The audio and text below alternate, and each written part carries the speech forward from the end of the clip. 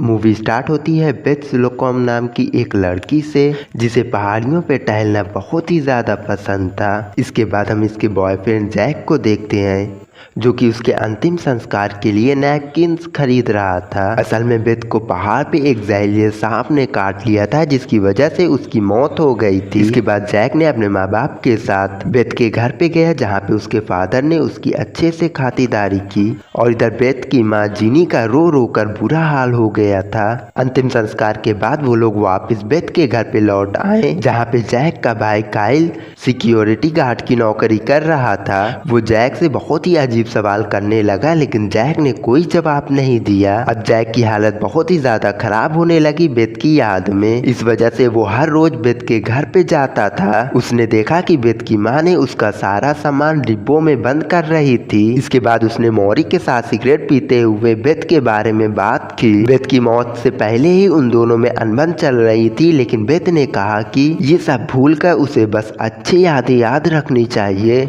जाने से पहले ही जीनी ने उसे स्कार्फ दिया। अगले दिन वो फिर से बेथ के घर पे गया लेकिन उसके घर पे कोई नहीं था। इस वजह से वो वापस आ गया। उसके परिवार वालों को लगने लगा कि जैक की हालत बिगड़ने लगी है इसलिए वो लोग उसे डॉक्टर के पास लेकर गए। अब अगले दिन जैक फिर से बेथ के माँ बाप से मिलने के लिए गया। उसे बाहर से गानों की आवाज आ रही थी लेकिन किसी ने दरवाजा नहीं खोला। फिर वो पीछे के दरवाजे से जाने की कोशिश की लेकिन उसे घर में बेथ दिखाई दी। अब ये देखकर वो एकदम से सकपका गया और हर खिड़की दरवाजा खटखटाकर बेथ को बुलाने लगा। अचानक काई वहां पे आके उसे हल्ला करने से रोका और उसे घर लेकर जाने के लिए कहा लेकिन जैक उस रात बेथ के घर में घुस गया। उसने मोरी से कहा कि उसे पूरा यकीन है कि बेथ जिंदा है और उसने अपनी मौत का नाटक करके सबको बेवकूफ बनाया है। फिर वो जबरी घर में जाके देखा कि जीनी बेथ को अलमारी में छुपा रही थी और इसके बाद वहां पे काफी ज्यादा बहस छिड़ गई क्योंकि बेथ के माँ बाप ने उसकी मौत के बारे में उसे कुछ भी नहीं बताया था। वहीं जैक सबके ऊपर खुद को धोखा देने का इल्जाम ठोकने लगा।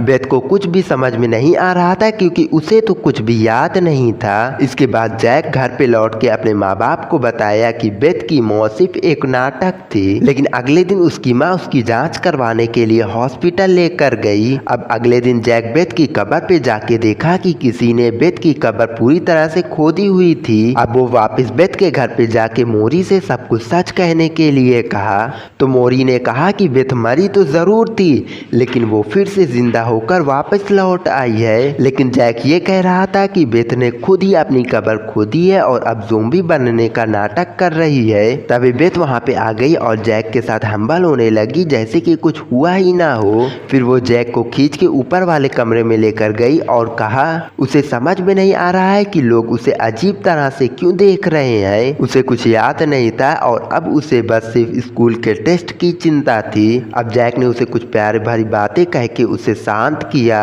इसके बाद वो दोनों साथ में बाहर जाने के लिए तैयार हुए लेकिन बेथ के माँ बाप ने उसे बाहर जाने से मना कर दिया और रात को भी बेथ को बाहर जाने से मना कर दिया। इसके बाद वो दोनों स्विमिंग पूल के सामने बैठ गए और तभी जैक की नज़र बेथ के टांग पे पड़ी जहाँ पे सांप ने काटा था। जैक ने डरते हुए उससे पूछा क्या वो उसे खाना चाहती है लेकिन बेथ उसकी बात समझी नहीं और उसे डांट के चुप कर दिया। इसके बाद वो सीधा पूल में कूद गई। अगले दिन जैक ने बेथ से प्यार भरी बातें की और फिर अपने भाई के पास गया जो कि बंदूक साफ कर रहा था। जैक ने उसे बताया कि बेथ अभी जिंदा है लेकिन काइल ने उसकी बातों पे विश्वास नहीं किया। इसके बाद वो बेथ के घर पे पहुंचा जहाँ पे बेथ का बर्ताव दिन प्रतिदिन अजीब हो रहा था। जैक ने कहा कि उन्हें बेथ को बता देना चाहिए कि वो मर के जिंदा हुई है लेकिन मौरी कहने लगा कि इससे वो तो और भी ज्यादा उदास हो जाएगी। उसने जैक से वादा लिया कि वो कभी भी उसे सच नहीं बताएगा। इसके बाद दोनों गाड़ी में लॉन्ग ड्राइव के लिए निकल गए।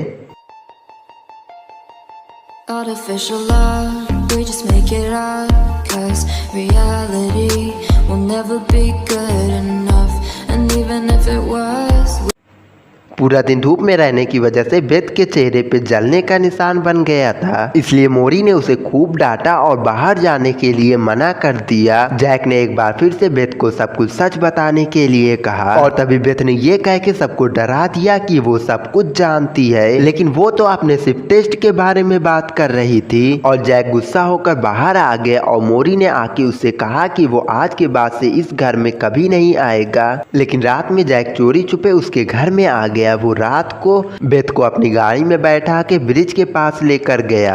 जैक ने उसके लिए एक गाना लिखा था जो उसने खुद ही लिखा था। वो उसके सामने वो गाना गाया और उसकी मौत के बारे में बताया, लेकिन बेथ को ये गाना पसंद नहीं आया, इसलिए वो जोर जोर से चिल्लाने लगी। उसने गुस्से में लकड़ी की सीढ़ियां भी तोड़ डाली। जैक पूरी कोशिश करने के बाद भी उसे शांत नहीं कर पाया और बेथ की हालत बद से भी बदतर होने लगी और अचानक उसके पीछे लकड़ी की झोपड़ी में आग लग गई। जैसे तैसे करके जैक ने बेथ को गाड़ी में बैठाया, लेकिन बेथ ने एक ही मुक्के में गाड़ी का शीशा तोड़ डाला। वो उससे बार बार पूछ रही थी कि आखिर उसके साथ हुआ क्या है। अब जब कार में उसने एक गाना बजाया तब जाके वो थोड़ा सा शांत हुई। फिर जैक उसे घर पे लेकर आया और खिड़की के जरिए उसे अंदर पहुंचा दिया। वहां बेथ ने गाना चला दिया और अपने कपड़े उतारने लगी। जैक ने देखा कि उसके कमरे की दीवारें मिट्टी से भरी हुई है। इसके बाद वो जैक के भी कपड़े उतारने लगी और उसे जमीन पे गिरा दी, लेकिन जैक उसके अजीब बर्ताव से डर के वहां से भाग निकला। कुछ देर में वो एक रेस्टोरेंट में था जब उसकी मुलाकात एरिका से हुई। उन दोनों ने बैठ के खाना खाया और बेथ के बारे में बात की। जैक ने कहा कि वो चाहता है कि काश बेथ कभी लौटी ही ना होती। उसने जैक को समझाया कि उसे सब कुछ भूल के एक नई जिंदगी शुरू करनी चाहिए। वहाँ पे खाना खाने के बाद वो अपनी कार में बैठ के निकलने लगा, लेकिन उसे पता ही नहीं चला कब सामने बेथ आ गई और उनकी टक्कर हो गई। जैक ने तुरंत कार से बाहर निकल के देखा कि बेथ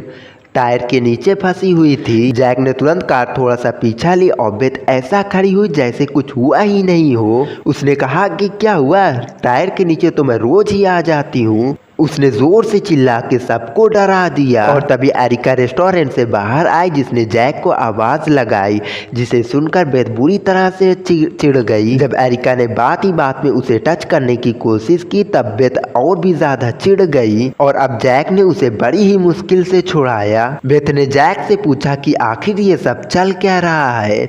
तब जैक ने उसे सब कुछ बताया A to Z। उसने कहा कि एक हफ्ते पहले वो मर गई थी, लेकिन फिर अपनी ही कब्र खोदकर वो वापस आ गई। लेकिन बेथ को समझ में नहीं आ रहा था कि वो जिंदा और मरी हुई दोनों कैसे हो सकती है। जैक ने कहा कि बेथ के माँ बाप के मुताबिक वो तो एक ज़ोंबी है। जैक ने कहा कि वो अब उसके साथ और नहीं रह सकता और ये सुनकर बेथ आग बबूला हो गई और जैक को धक्का देकर उसकी कार चुरा के भाग गई। रात को जब जैक अपने घर पे पहुंचा तब उसे गोलियों की आवाज सुनाई दी। उसने अंदर घुस के देखा कि काइल उसके मरे हुए दादाजी के ऊपर बंदूक तान के खड़ा था। कोई नहीं जानता था कि वो मर के वापिस कैसे लौट आए हैं। काइल डर के मारे उसके ऊपर गोली चलाने ही वाला था, लेकिन उसके माँ बाप ने जैसे तैसे करके उसे शांत कराया। इसके बाद वहाँ पे घंटी बजी और 2 और लोग मरे हुए लौट आए। अब जैक कहने लगा कि उन्हें तुरंत ही यहाँ से अपनी जान बचा के भागना चाहिए और तभी काइल ने बुढ़े को गोली मार दी, लेकिन उसे तो कुछ भी नहीं हुआ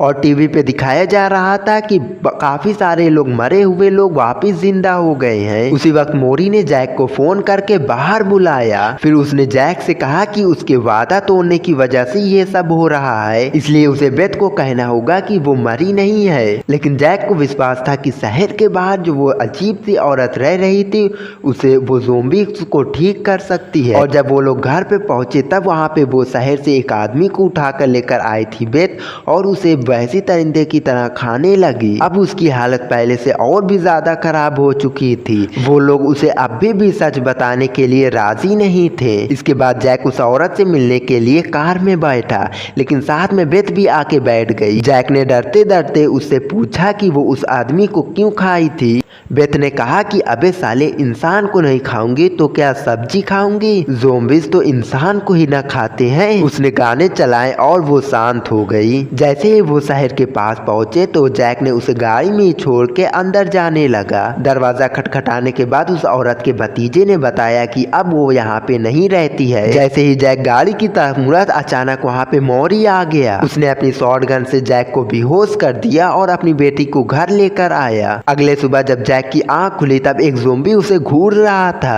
वो तुरंत ही अपनी गाड़ी में बैठा और घर लौट आया और वहाँ पे उसे काफी सारी जली हुई लाश दिखाई दी और उसे बार बार ऐसा लग रहा था कि इसमें से कोई उसका माँ बाप या फिर उसका भाई मौजूद है। इसके बाद वो अपना सामान बांधा और बेथ को लेने के लिए उसके घर पे पहुंचा। उसने देखा कि गाड़ी खून से सनी हुई थी और पूरा शहर एकदम तहस नहस हो गया था। और तभी कुछ आवाज आई। उसने आवाज का पीछा करते हुए गया। वहाँ पे जाके उसने देखा कि बेथ बंधी हुई थी और उसकी माँ अपने हाथ का टुकड़ा उसे खिला रही थी। उसने रोते हुए जैक को बताया कि बेथ ने अपने पापा मैरी को मार के खा गई। जैक ने उसके जख्म में पट्टी बांधी और बेथ को शांत करने के लिए कहने लगा कि वो उससे बहुत ही प्यार करता है। बेथ ने कहा कि उसे मुझसे डर नहीं लगता। जैक ने कहा कि नहीं बेबी, बस तुम मुझे खाना नहीं, बाकी तो सब ठीक है। फिर जैसे ही वो घर से निकले तो काइल बेथ को गोली मारने के लिए एकदम तैयार था। उसने जैसे तैसे करके काइल को रोका और उस जली हुई लाश के बारे में उससे पूछा तो पता चला कि उसके माँ बाप तो जिंदा हैं। जैक ने खुशी खुशी उससे गले मिला और उसने कहा कि वो बेथ के साथ हाइप पे जा रहा है। जाने से पहले काइल ने उसे अपनी बंदूक देते हुए कहा कि बेथ को गोली मार दो और अपना दुख खत्म कर लो। उन्होंने प्लान किया कि सब कुछ ठीक होने के बाद वो मिस्टर 11 के घर पे मिलेंगे। कुछ देर बाद जैक और बेथ पहाड़ी पे पहुंचे और कुदरत के नज़ारे देखने लगे। अब समय आ गया था और जैक ने बेथ को अलविदा कहने की कोशिश की। उसने बंदूक निकाल के कहा कि वो उसे हमेशा चाहता रहेगा और जैसे ही बेथ ने उसकी तरफ देखा जैक ने उसे गोली मार दी। अब कुछ देर बाद जैक मिस्टर 11 के घर पे पहुंचा जहाँ पे आखिरकार उसकी मुलाकात अपने माँ बाप से हुई। उसने सबको बताया कि उसने बेथ को मार दिया है। अचानक बिजली आई और टीवी पे खबर आई कि सब कुछ पहले जैसा हो गया है। अब कुछ देर बाद जैक ने बेथ और मोरी की कब्र पे फूल चढ़ाने के लिए गया। इसके बाद वो अपनी कार में बैठा और अरिका के साथ डेट पे जाने के लिए पूछा। अरिका ने हाँ कह दिया और दोनों हंसते हंसते डेट पे चले गए। और इसी के साथ ये मूवी यहीं पे खत्म हो जाती है। तो लाइक और सब्सक्राइब ठोक देना।